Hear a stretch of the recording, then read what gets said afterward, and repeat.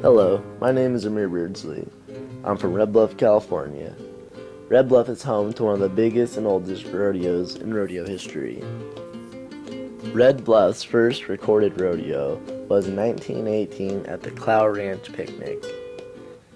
Tiamat County cattlemen and their hands gathered together after the Roundup to hold a picnic and informal rodeo. Cowhands tried their luck at riding sow broncs and wild steers, bulldogging, and roping.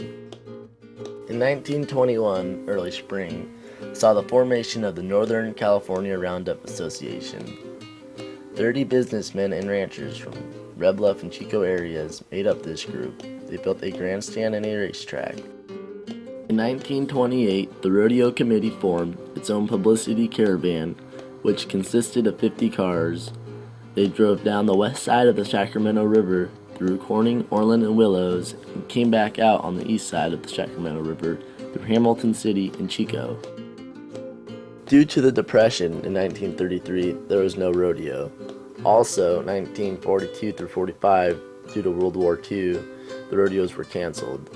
However, in all other years, Red Bluff Roundup has prevailed.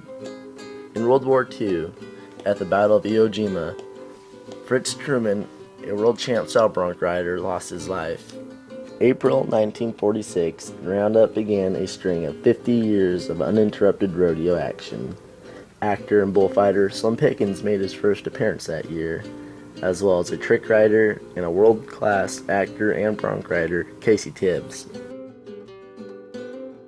In 1953, a record number of cowboys competed for a record amount of money, nearly $15,000.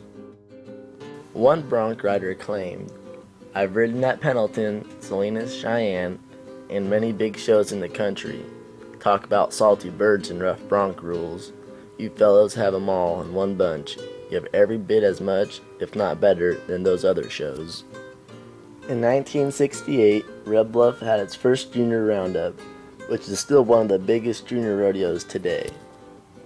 An iconic piece of rodeo history in Red Bluff would be the matchup between Bucking Bull Red Rock and Lane Frost, also known as the Challenge of the Champions. It was a 7-event matchup between Lane Frost and Red Rock. The matches were scheduled to be held during the spring and summer of 1988. The first matchup was in Red Bluff, Red Rock's hometown. He certainly gave them a show to cheer about. Unfortunately, the show only lasted 2 seconds. The gate opened, Red Rock blew out, Lane flew off. An announcer at a rodeo once commented he wasn't quite sure what Red Rock does, since no rider had stayed on him long enough for the announcer to figure it out. Lane finally rode Red Rock in the third match in Redding, California, a little bit north of Red Bluff. The fourth matchup, Lane rode him again, making the score 2-2. At the 7th matchup, both Lane and Red Rock were 3-3, and in the end, Lane Frost came out on top and rode Red Rock, winning the Challenge of the Champion. Lane Frost was the only person who was able to stay on Red Rock for 8 seconds. 93 years later, the Red Bluff Roundup is still one of the largest and biggest rodeos in the West. Some of America's toughest cowboys make their way to Red Bluff during the 3rd week in April for the Red Bluff Roundup.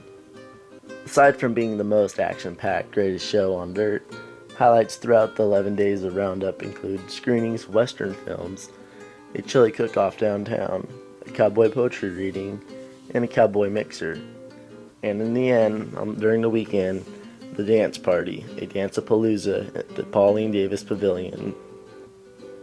The 11 days of Roundup are steeped in 90 years of tradition, and those proud of their Western heritage are always encouraged to come down and check it out.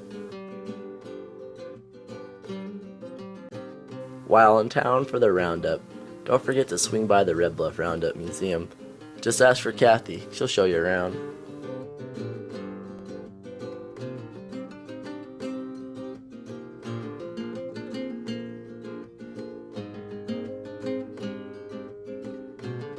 To ride in the Red Bluff Roundup started as a dream when I was a little kid and is now becoming more of a goal as I get older and continue to compete in rodeo and keep the tradition alive.